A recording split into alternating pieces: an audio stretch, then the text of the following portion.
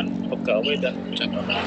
Itu lembaga lain yang itu memang ditugaskan untuk menangani sengketa kepegawaian. Jadi disitulah baru instansi-instansi itu berwenang untuk menyelenggarakan banding administratif selain lembaga yang memang berwenang untuk melakukan putusan itu. Jadi ininya ya pengertiannya. Jadi keberatan itu adalah prosedur yang dapat ditempuh oleh orang atau penduduk perdata yang tidak puas terhadap keputusan itu. Yang mana dalam penjelasan yang saya bantu itu seperti keluarganya Kepulauan Santu.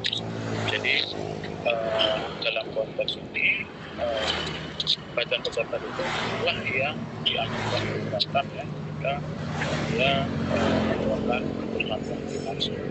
Dan yang kedua adalah banding administratif. Banding administratif itu prosedur yang ditempuh oleh seseorang atau badan hukum perdata yang tidak puas terhadap keputusan itu yang dikeluarkan, yang mana ini diajukan kepada atasan, gitu ya, atasan dari pejabat itu atau instansi lain ya, yang memang keberatan keputusan masih merah.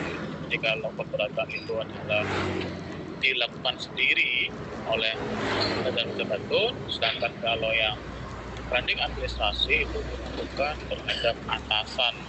Di situ letak perbedaannya antara keberatan dengan banding administratif. Baru setelah upaya administratif itu dilakukan atau keberatan dan banding administratif dilakukan, maka pengadilanlah yang untuk menerbitkan atau pengadilannya yang berwenang nantinya untuk memutuskan ketika sudah ada upaya administratif. Bisa gugatan ke PT UN, yaitu tergugat itu adalah badan atau pejabat itu, sedangkan penggugatnya adalah orang atau badan hukum yang kepentingannya tergugat atas perbuatan. Bisa juga disertai ganti rugi atau permintaan rehabilitasi. Jadi disinilah baru kita akan melihat gugatan TUN itu berwenang ya untuk diselesaikan berdasarkan pasal 1 dan pasal 53 Undang-Undang PUN. Dan terakhir ingat bahwa gugatan TUN itu baru bisa diajukan dalam batas waktu 90 hari, gitu ya. Jadi tidak bisa gugatan itu setelah lewat dari 90 hari diajukan. Di batas maksimalnya adalah 90 hari.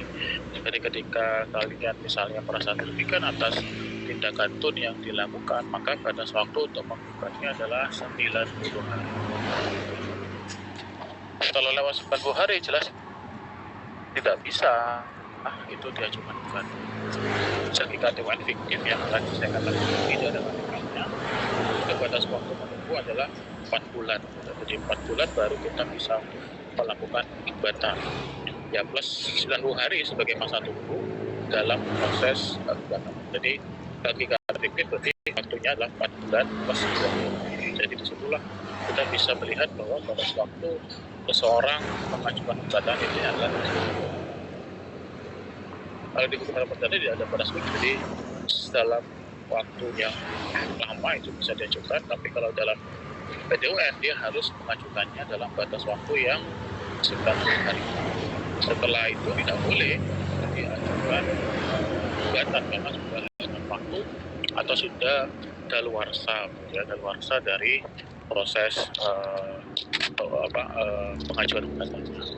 Jadi itu kira-kira sebenarnya kalau kita bicara bagaimana kewenangan PT UN atau kewenangan dari pengadilan dan memutuskan sengketa atau perkara-perkara berkaitan dengan gugatan tata usaha negara. Dari situlah kita bisa melihat bahwa baru hakim bisa mengajukan atau periksa ketika sudah ada proses upaya administratif. Nanti selebihnya nanti kalian akan menerima materi yang berkaitan dengan hukum acara pengadilan tata usaha negara. Jadi disitulah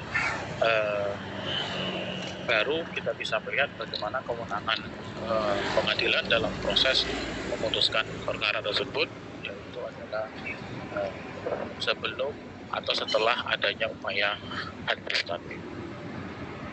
Itu kira-kira teman-teman semua. Sampai sini ada yang mau ditanyakan?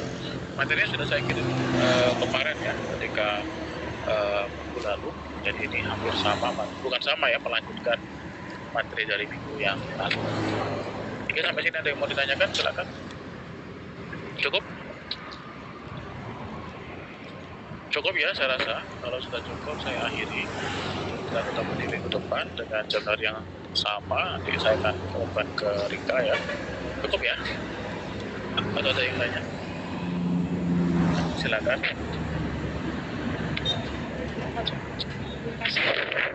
Oke, makasih ya. Jangan lupa baik kemarin